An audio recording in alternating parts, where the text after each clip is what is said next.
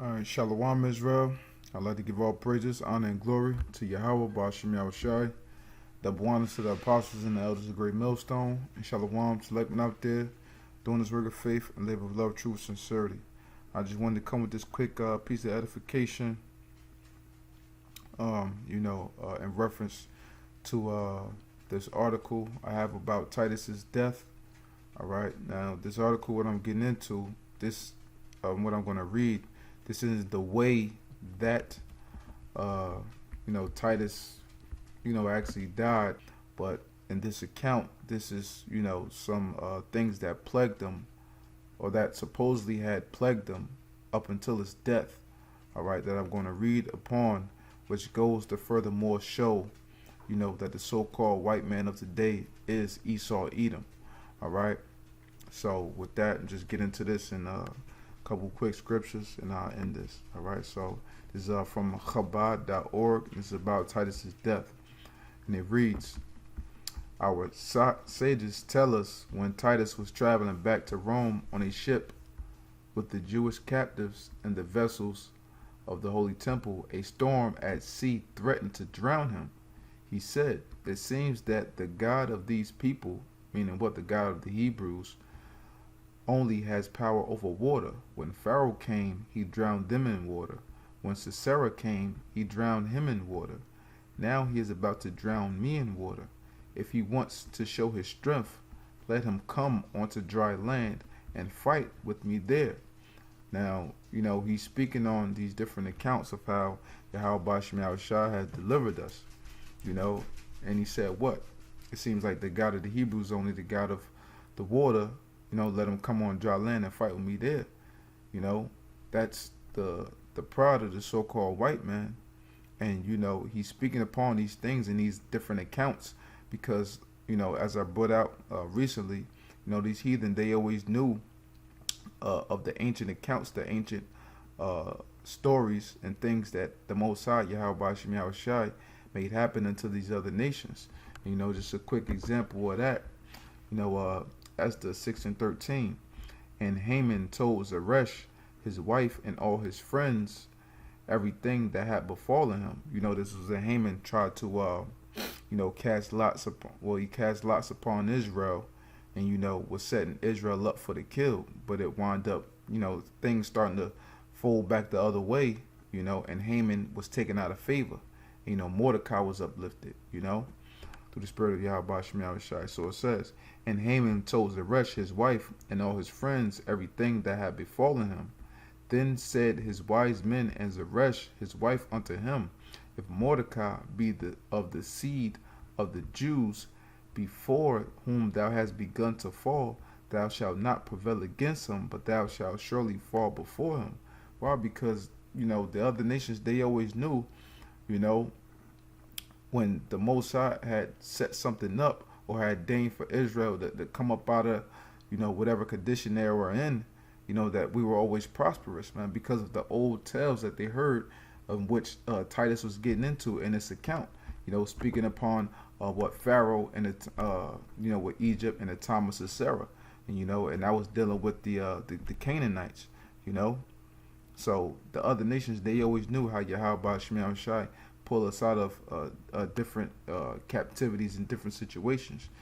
So to continue on, it says, a divine voice came forth and said to him, wicked one, the son of a wicked one, the descendant of Esau the wicked. Okay, so out of nowhere, a divine voice, the Most High had an angel come and speak to him, say, wicked one, the son of a wicked one, descendant of Esau the wicked. Now, keep in mind, okay, that this is from a so-called Jewish website. So why would they put this information out, man? This lets you know that the so-called white man of today are Esau, Edom, is Esau, Edom, man. A divine voice came forth and said to him, wicked one, the son of the wicked one, descendant of Esau the wicked. And we know according to the scriptures that Esau is the wicked, how the scriptures speak upon him, which actually goes back unto Cain, which I read this scripture. This is 1 John 3 and 12. not as Cain, who was of that wicked one, and slew his brother. And wherefore slew he him? Because his own works were evil, and his brother's righteous. Okay, so this is the original where everything really started from Cain killing Abel, which is the first physical representation of Jacob and Esau, but that hadn't happened yet. Okay, Abel was a representation of Jacob, and Cain was a representation of Esau. And we know that Esau is we know that Cain, coming back in the reincarnation, is Esau stripped of his pigment, stripped of his pigmentation. And the Lord cursed him with the plague of leprosy for slaying his brother Abel. Okay? So that's how we know that what Esau is the wicked one, and then the different references that the Most High gives unto Esau throughout the scriptures, referring to him as the wicked. Okay? So going on, it says, I have an insignificant creature in my world called a gnat come ashore and do battle with it. So this is what, the angel said to him, or supposedly said to him. Titus went ashore, and a gnat came and entered into his nostril and pecked at his brain for 7 years. One day Titus was walking past a blacksmith's shop. The gnat heard the voice of a sledgehammer and became silent. Titus said, there is a remedy. Every day they brought a blacksmith, and he hammered in Titus's presence.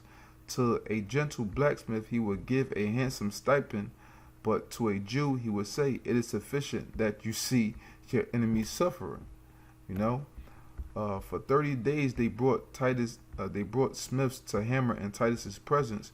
Then the gnat adjusted to the noise of the hammer and continued pecking at Titus's brain, even when the hammers were struck. Rabbi Pinchas ben Arova said, I was with the great men of Rome at the time when Titus died. They examined his brain, and what they found in it was the size of a small bird.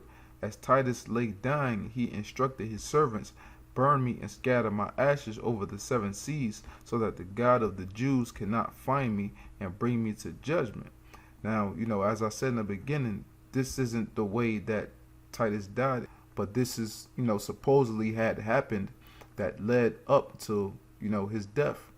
That this was something that he was plagued with up until his death, So, I just wanted to bring out that quick point, and as I said, the major point was that, a divine voice came forth to him and said, wicked one, the son of the wicked one, descendant of Esau the wicked, which goes further to prove, as I said, that the so-called white man is Esau, Edom unto this day. So I hope this was edifying, and I'd like to give all praises, honor, and glory to Yahweh Ba'Shem Yahushai, double honors to the apostles and the elders of Great Millstone, and shalom to Lekman out there doing this work of faith, live with love and true sincerity. Shalom and death to America.